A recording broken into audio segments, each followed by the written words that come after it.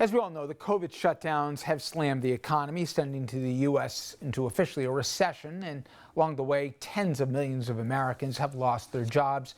It's also causing a surge in corporate bankruptcies. Congress, they've pumped out trillions to both people and small businesses, but that money, it is running out. Unless lawmakers act, increases in unemployment benefits will run out by the end of the month. Senate Democrats, they've unveiled legislation to extend them. On the other side, though, Republicans not exactly on the same page. We'll have to see how that plays out. And the Senate, they've just approved an extension to the loan program for small businesses, but it could be a couple weeks before the House even votes on it. Also, we're seeing a surge in corporate bankruptcies, and the numbers could wind up rivaling those we saw during the financial crisis. Already, bold-faced names like Hertz, JCPenney, Neiman Marcus, just to name a few, have filed for Chapter 11, and many more are expected in the coming months. I want to bring in our guest, Bob Gerber. He is a former bankruptcy judge in the Southern District of New York.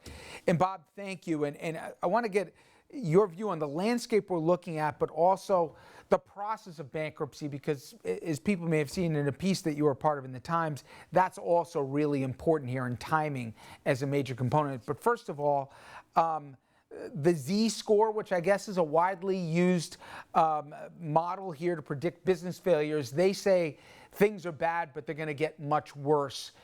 Your view of the landscape, do you agree that we're going to see a lot even bigger bold-faced names that could also go bankrupt in the coming months?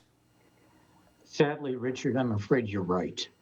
Every industry analyst that we have seen has commented on what is coming down the road, that is, that which has not already come down the road.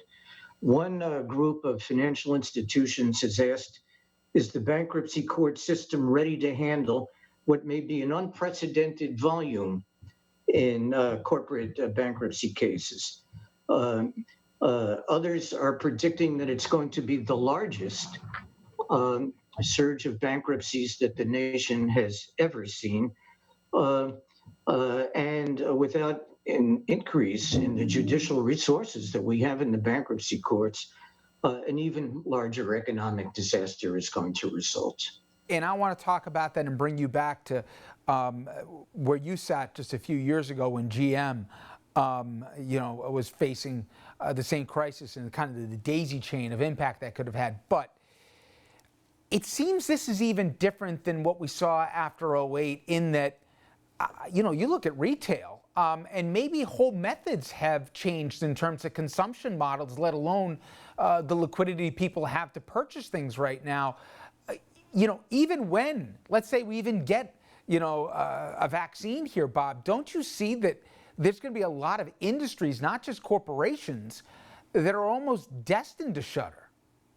Yes, unfortunately, here we see a perfect storm. Even before COVID-19, we had unbelievable trauma to the retail industry. I think there were something like 17 major retailer bankruptcies in 2019. Now we're on July 1st. We've had 15 filing already. Another 20 retailers have been identified as on a watch list for filing later during the year. Retailers were hit long before COVID-19 came in with the problems of online retailing hammering their business models. And then for Chesapeake Energy, normally that headline last week, Bob, would have been, rocked every financial section in the country. Given everything that we've had, it was a story, but it didn't get, I think, how much for canary in a coal mile, even for the energy sector we could be looking at. I mean, they're sitting with $9 trillion in debt.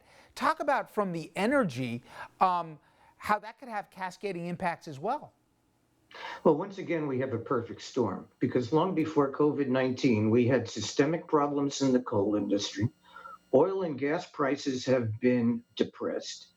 We've seen a dramatic increase in filings in the oil and gas sector, many of which have been filed in Texas, where thankfully our bankruptcy judges have the expertise to handle cases of that complexity and difficulty. And you superimpose that on problems of consumer demand, people's ability to spend money being greatly curtailed. And this is on the commercial bankruptcy side. We haven't yet talked about the consumer bankruptcy side. So, all told, it's a matter of great concern to me. To that end, let me take you back a few years because you were the judge that presided over GM, and thankfully things worked out. But take us back to the concerns, because it wasn't GM, which obviously, was an iconic brand here in the United States, but the whole daisy chain of companies that would have been impacted if that went under, like so many other auto brands. And what I got from the piece that I didn't realize was how important timing was to move quickly on this, because even if you would have came to the same decision, but you did it months later, GM didn't have months to live with, nor did creditors. Talk about how important timing is, as you mentioned, the judicial system. Like a lot of people, I didn't realize is so critical in this. If they don't have the bandwidth to deal with so many of these companies and to be able to figure out the best way to keep them still solvent and up and running potentially with reorganization, that could be as much of a problem here as the company's balance sheets. Companies need not just assets in general to do their business, but they need cash, because not all of their assets can be converted into cash, and cash can be burned in a money-losing operation. So by way of example, in General Motors, and I don't remember the exact statistics, but it was burning about $1 billion a month. Therefore, it was of critical importance to get that case in and out of bankruptcy quickly, to preserve that going concern value, not just for the roughly 200,000 employees who work for GM, but in certain of our sectors, we have supply chains, most significantly in the automotive industry. There is a supply chain, you see it most obviously in Michigan, Ohio, Indiana, with another 800,000 jobs who are dependent upon the ability for customers like GM and also Chrysler to survive. You believe the next 30 to 60 days are going to be key here, right? And what would you like to see Congress do that they haven't already done? Providing assistance to workers to enable them to survive longer. I'm not going to get into details as to whether it should be unemployment insurance, extensions, things like that. To put money into consumers' pockets would be of great value, both for the companies where they'd be spending their money and for the consumers themselves. But apart from that, what we need is support for the US courts, and particularly the bankruptcy courts, for doing what they need to do.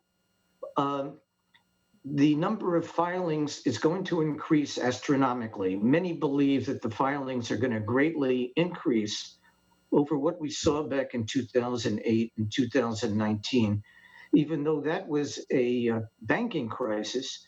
And now we have a different kind of crisis along the lines that we've talked about. And just to put a button on this, some folks in your world once said, he's pretty confident they're going to see more bankruptcies in the next year than they saw in a business person's lifetime, potentially. That is the limited window of time we've got to try and figure this out. But Bob, I appreciate you giving me a few minutes to give us some context on the troubled waters that lie ahead. Thank you. Well, thank you. Good being here.